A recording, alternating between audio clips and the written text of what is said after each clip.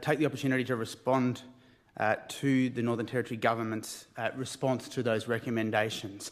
Madam Speaker, I'm extremely disheartened at the language in the commentary by the very minister who claims to be the Minister for the Prevention of Domestic, Family and Sexual Violence. Her comments that the coronial recommendations are uninspiring, Madam Speaker, is incredibly disrespectful and disappointing. If this government had bothered to meet with the families of those 4 women, they would have heard a very different story, Madam Speaker. The testimony of family members, of frontline organisations, of Northern Territory Police in those inquests was incredibly important, Madam Speaker. Incredibly important. And to have a minister come in here and say all of that is uninspiring, and to take aim and attempt to demonise and throw the domestic violence sector under a bus in our community is nothing short of disgraceful.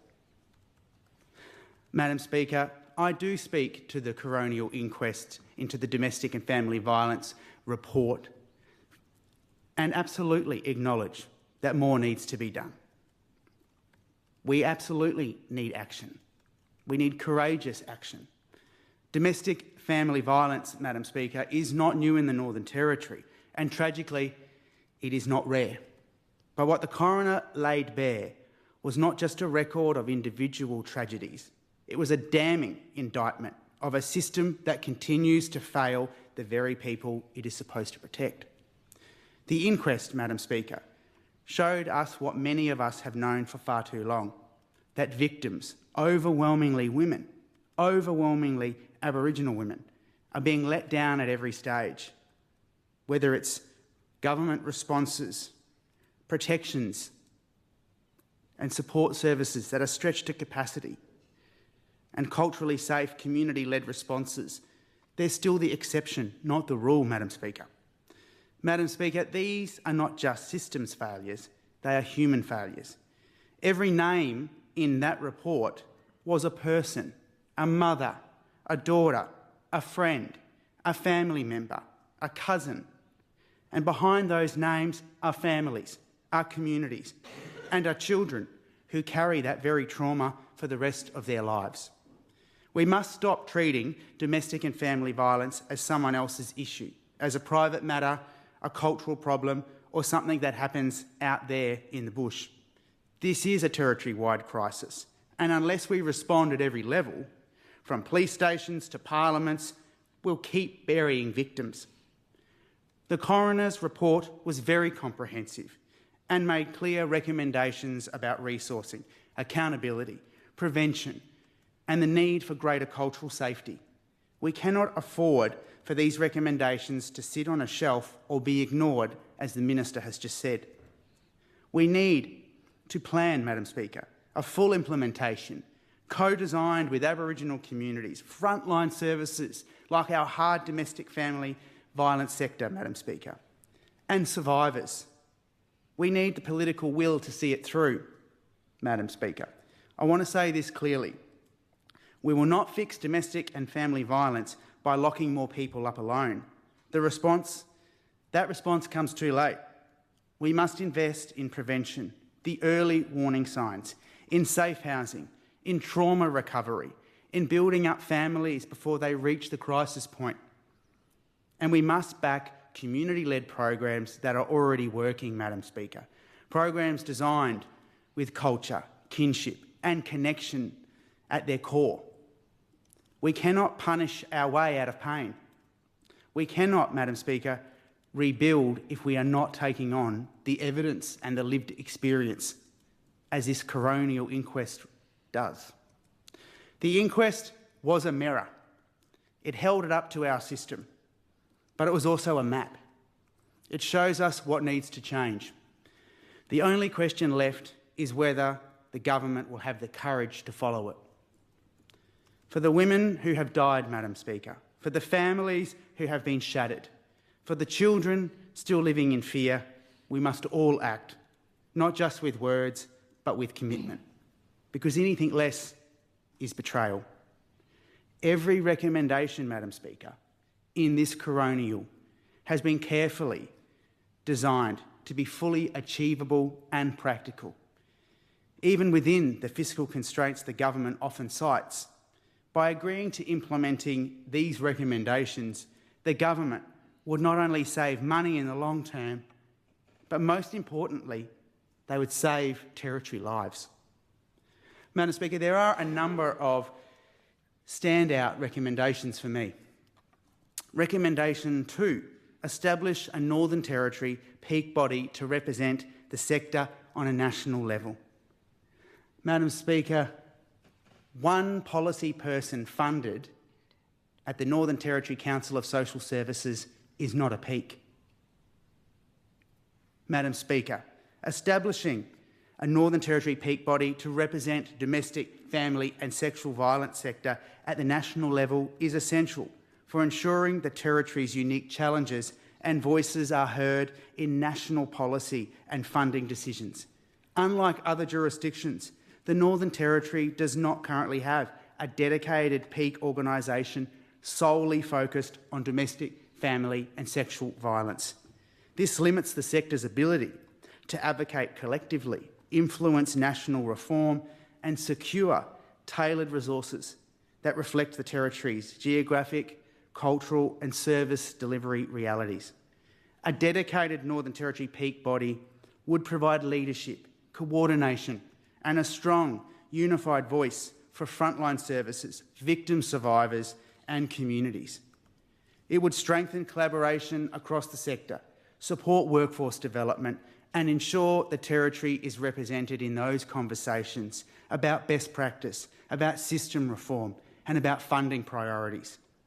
Most importantly, it would empower those working to prevent and respond to domestic, family and sexual violence to shape the policies and the systems that affect the work and the lives of the people they serve. Madam Speaker, recommendation 11, provide part training to all current police officers, auxiliaries, new recruits, including emergency call centre workers. Madam Speaker, we know that the part training that was on offer to all current police officers and auxiliaries and new recruits is a critical step in improving frontline responses to domestic, family and sexual violence across the Northern Territory. First responders are often the first point of contact for victim survivors, and how they respond can significantly impact safety, trust in the justice system and a willingness to seek help. Part training equips police and emergency personnel with the knowledge and the skills to respond in a culturally safe, trauma-informed, victim-centred way. This helps, Madam Speaker, ensure consistency in the practice, reduce the risk of further harm and de-escalate conflict, and connect individuals where appropriate. Embedding this training in the entire system at all levels signals a commitment to professionalism, compassionate and effective policing that is also responsive to the realities of domestic violence in the Territory. Madam Speaker, recommendation 17, replicate the specialist domestic family violence court in Alice Springs in other regions of the Northern Territory. Madam Speaker, replicating the specialist DV court model currently operating in Alice Springs across other regions is absolutely imperative. It improves the justice outcomes for victim survivors. The specialist courts are designed to provide a trauma-informed, culturally sensitive approach that prioritises victim safety, holds perpetrators accountable and reduces reoffending through tailored interventions that foster better coordination between the justice system, support services and community organisations. Expanding this model to other high-need regions would ensure that more Territorians, particularly those in remote and regional communities, can have access to a justice system that understands the complexity of domestic, family and sexual violence and responds appropriately. It would also help close the gap in service access between urban and remote areas, build trust in the legal system and support more a consistent approach Territory-wide. Specialist courts are not just about legal processes, they are about changing lives and promoting safer communities. Madam Speaker, funding culturally appropriate, trauma-informed mediation, peacekeeping and family and community violence. Recommendation 18. Madam Speaker, this is incredibly important because culturally appropriate, trauma-informed mediation and peacekeeping for families and community violence is essential to creating safer communities, particularly here in the Northern Territory, where we have many remote Aboriginal communities who have long-standing cultural approaches to resolving conflict. These practices are supported and, when they're resourced appropriately, can offer effective alternatives or complements the formal justice system, especially in situations where a traditional court process may not be appropriate. Investing in these models, Madam Speaker, is important. Developing and funding alternatives to custody, Madam Speaker. Recommendation 20. Developing and funding alternatives to custody for domestic, family and sexual violence perpetrators is vital to creating a justice system that not only holds offenders accountable, but also promotes rehabilitation and reduces repeat offending. Custodial sentences, while necessary in some cases, often exacerbate underlying issues such as substance abuse, trauma and social disconnection, without addressing the root cause of violent behaviour. Investing in community-based programs such as intensive supervision, behavioural change programs like the successful behavioural change programs run in Central Australia by the Tangentyere Council, healing circles, culturally appropriate rehabilitation. There is a greater potential to support perpetrators to take responsibility, change harmful behaviours and repair harm done to families and communities. Alternatives to custody also reduce the social and economic costs of incarceration and can be tailored to respect cultural context, especially in the Northern Territory's diverse communities. Madam Speaker, Recommendation 32, the mandatory 12-month trial of the banned drinker register in licensed venues. An absolutely important recommendation I wholeheartedly support. A mandatory 12-month trial of the banned drinker register scanners in licensed venue is an important step in strengthening alcohol-related harm reduction across the Northern Territory. Currently, while takeaway outlets are required to use the BDR scanners, many licensed venues such as pubs, clubs and bars do not consistently screen patrons. This creates a gap in service where individuals who are banned from purchasing alcohol can still consume it on premises, undermining the intent of the BDR and weakening community safety measures. Introducing a 12-month trial, government and stakeholders can assess the effectiveness, practicality and the impact of extending the BDR checks on licensed premises consumption. It creates an opportunity to gather data, identify implementation challenges and engage with industry while, Madam Speaker, prioritising community safety. Alcohol misuse remains a key driver of violence, crime and health issues in the Northern Territory. But alcohol does not cause violence, it exacerbates it. Therefore, we must invest in measures like the BDR on licensed venues. Recommendation 34, Madam Speaker, increasing baseline funding to the DVSV sector and crisis accommodation. Increasing baseline funding for the Northern Territory frontline services is absolutely important. The coroner recommended 10% is essential to ensure that services can meet rising demand and operate sustainably. Many frontline providers, Madam Speaker, are overstretched, particularly in remote and high-need communities where rates remain high. A boost in core funding will help them, Madam Speaker, help them respond to this crisis, help them effectively work with those in crisis to recognise, create alternatives, Madam Speaker. Madam Speaker, ensuring that funding agreements for the sector include indexation is another incredibly important recommendation. Ensuring funding arrangements for the domestic family violence and sexual violence sectors include indexation increases is critical for the long-term sustainability of the sector. Without indexation, the real value of funding declines each year due to rising costs such as wages, rent, fuel and utilities, making it harder for services to do their job. Madam Speaker, we have seen a very thorough and comprehensive coroner's inquest into the death of 4 wonderful Aboriginal women here in the Northern Territory. And we've seen a government today come in here